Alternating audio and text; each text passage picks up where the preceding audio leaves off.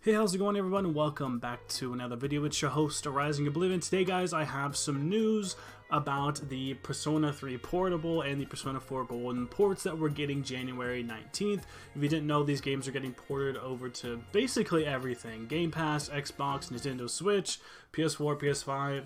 It's being brought over to pretty much everything, and everybody kind of thought these were just going to be some straight ports, but there is some new features that are going to be adding to this game that were not in the originals. It's not just going to be a graphical upgrade. We're getting some brand new features as well for these new versions. So there's also another thing too, is the prices. So in Japan, the games have been individually selling for 1,980 yen. When you convert that over to USD, it's around $14. I think we've known now for quite some time that these are actually going to be $20 each. So if you want to have both of them, it's going to be around $40 to have them together.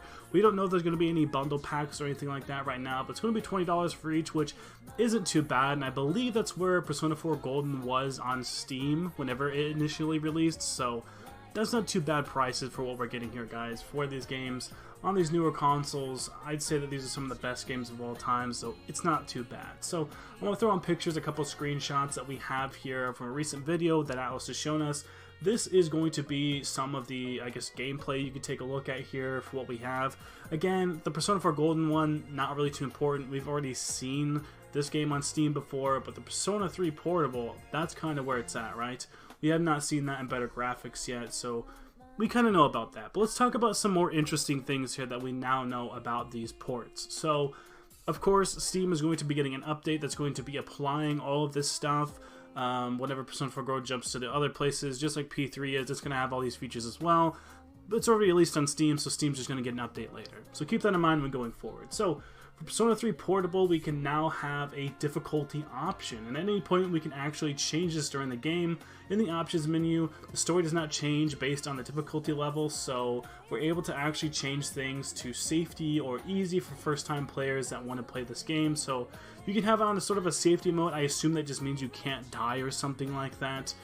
This is kind of whatever. I mean, older JRPGs can be kind of difficult, so I kind of get where they're coming from with this, but safety mode, really? I don't know. Just go with easy, I would say. Personally, I just go with easy if you're kind of, you know, a person who's never played these before, or just never really gotten to JRPGs and it's kind of difficult. But moving on, let's go to this setting, quick save. So now we're going to be able to have a quick save option at any point during gameplay. So, if you didn't know, Persona 3 and Persona 4 are not like Persona 5, where there's a safe room on every single floor. You would actually have to go 4 or 5 floors in a dungeon before you could ever even get to a save point.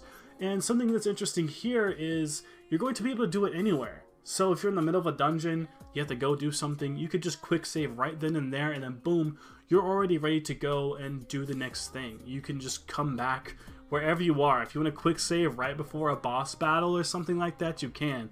If you want to quick save right before you fuse a bunch of demons and see what happens, if you don't like, you can just go back to your quick save. So quick saves are now an option for Persona 3 and Persona 4 with these ports, which is super cool. I mean, not even like Persona 5 has something like that. I mean, this is a feature that not even current Mega 10 games have. Like Soul Hackers didn't have this. You know, SMT5 didn't have this, so this is going to be like a first for the Mega 10 series in general to even have a quick save feature. And especially for some of these, like I said, older JRPGs can be a little bit more difficult, higher, you know, encounter rate, and there's not as many save spots, so having this quick save option is like even more critical for the gameplay, in my opinion. And another little cool option that they have added here is the album feature to Persona 4 Golden. So this is going to be a Persona 4 Golden exclusive thing, I believe, but it's a Persona 4 Golden album feature. So this will allow players to look back at memorable scenes during like social link events and be able to rewatch them. It's just something that you can access in the actual room itself.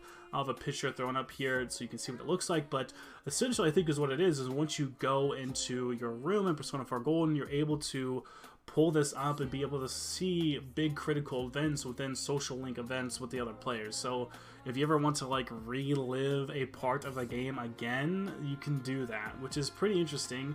I'm not 100% sure why it's just like a Golden thing. I think 3 has certain kind of things they could have done for this, but Maybe they just see Persona 4 Golden as a more popular game, or the one that just makes this feature work a little bit better. So we have that there. Again, I don't know if it's necessary, but it's a cool feature, and it's interesting for us to have. But there it is, the Persona 4 Golden feature. Atlus, like I said, did release this all in a 4-minute video, presenting all of the above things that I've talked about, the Persona 3 stuff and the Persona 4 stuff. Atlus did have a 4-minute video to talk about that, but this is a little bit of a highlight just to get you these certain bits instead of having to watch, you know, their video on this, and talk a little bit more about what this is going to mean. I think this is interesting because what this tells me, especially with the save spots and the difficulty selections, they're trying to appease to a fan base that might not have ever played these games before, or maybe someone who's not really played these older JRPGs. So that tells me they're probably trying to have a decent place for these people who just have only played P5 to have an outlet to play these games where they're not super difficult and not super hard. I played Persona 4 Golden on Steam when it came out. I noticed there were some difficulties. Obviously, there's not all of the, you know, access of like the easy things to get you through this game. You know, it's going to be a little bit different compared to a modern game. All old games are like that. JRPGs, especially old JRPGs, of course, are like that as well. So this is nice. I don't think a lot of people are going to jump to those safety features or the super easy or whatever. It's nice to have them, but again, maybe not totally necessary for players who've played these Mega 10 titles before or just played a lot of JRPGs. However, the quick save feature kind of works for both people, a hardcore player or a non-hardcore player. Sometimes you're just in the middle of a dungeon and you just kind of need to stop. It doesn't really matter if it's necessarily like a crush for you or something like that. Getting the save points did add some challenge, but sometimes it was just endless battles that really weren't giving you much XP or really weren't doing much for you anyway. So this is good for the casual fan base and like the hardcore fan base, because you can just leave right in the middle of a dungeon because you just don't want to feel like playing anymore. You can do so, or if you just, God forbid, have to go take a phone call or something, that's an option now, which is super cool. I'm glad they have that in there. And for the casual fan base, of course, the first thing I noticed when I went and played Persona 4 was the lack of save points. I noticed how there was like pretty much nothing in terms of save points for like multiple floors. I streamed the entire game here on the channel, so I'm gonna check that out if you're interested in my Persona 4 Golden playthrough. But yeah, there was a lot of, I guess, adjustments you kind of have to make for that. But I'm happy they did this. I think it's, I mean, more features the better.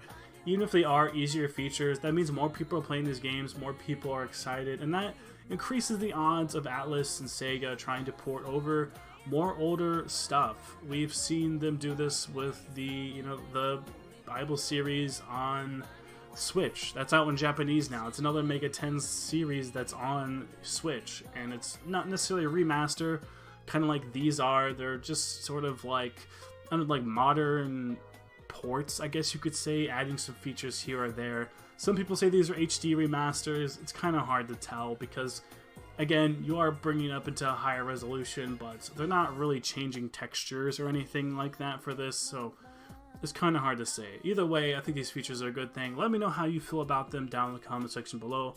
Like, comment, subscribe for more content. As always, I'll see you in the next video. Thank you all so much for watching.